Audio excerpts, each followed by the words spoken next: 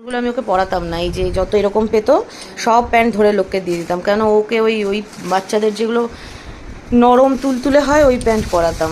আর লোকালের এইগুলোতে তো ওই ওই ইলাস্টিক দেওয়া ওই প্যান্ট থাকতো, আমি এগুলো পরাতাম না।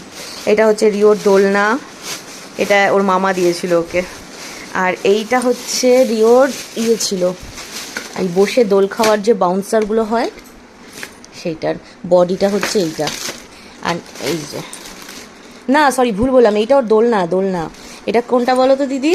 রান্নাঘরে হুকে, ওকে এটা ওই হুকের সাথে এরকম হুকের সাথে ঝুলিয়ে দিয়ে এর মধ্যে ওকে বসিয়ে দিতাম, বসে তখন একটু বসতো, 6-8 মাসের বয়স, আমি রান্না বান্না করতাম। এটার মধ্যে এই দিয়ে আটকে দেওয়া হতো যাতে পড়ে না যায়। ক্লিপ সব ছিল দেওয়া, পেঁচিয়ে আছে এর মধ্যে। এখান দিয়ে পাটা ঝুলিয়ে দেওয়া হতো দুপাশ দিয়ে। চাদরটা খুব সুন্দর, চাদরটা আমার সাধে পাওয়া, কোনোদিন ব্যবহারই হয়নি, রাজস্থানী। আর এইটার মধ্যে থাকতো হচ্ছে রিওর সব খেলনা, মানে যেগুলো খেলতো নিয়ে সেগুলো সব থাকতো। এগুলো সব অন্নপ্রাশনের গিফট, ওপেনই হয়নি। এইটায় অনেক শুয়েছে। এইটা হচ্ছে ওর দোলনার বিছানা, মানে এইটা এর মধ্যে থাকতো, এই দোলনাটার মধ্যে এই গদিটা থাকতো। এর সাথে বালিশের সেটও ছিল, সেগুলো বোধহয় এখন আছে হয়তো।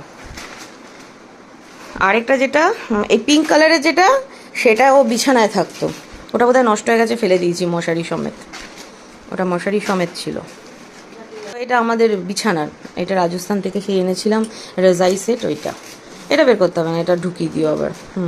আর এই ডিনার সেটটা দেখি, এটা বোধহয় অন্নপ্রাশনে পেয়েছিল, আমার মনেই নেই। এখন ইউজ করবে, দিয়ে দেবো, নিয়ে যাবে। হ্যাঁ দেখতে সুন্দর, 4টের করে সেট না? এটা ইউজ করে নেবো। ইউজ করে নেবো, রাখো।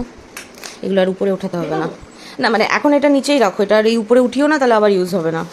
আর এখানে যে গাড়ি টাড়িগুলো আছে সেগুলো রিও স্কুল থেকে আসুক, এসে ওই খুলবে ওর জিনিস। থাক এগুলো।